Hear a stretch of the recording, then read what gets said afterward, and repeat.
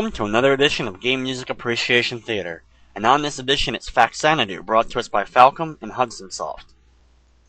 Falcom is most famous for their Dragon Slayer series of games, which this one is actually a spin-off of, as well as the Ys series, which has some of my favorite video game music of all time. Faxanadu is one of my all-time favorite games, combining great action with RPG elements such as storytelling, item collecting, and leveling up, and along with a great soundtrack makes this a complete package for an awesome NES game. Now we're going to listen to my 5 favorite songs from Faxanadu, and we're going to start off with the song you hear on the main maps, After You Leave the World of Mist.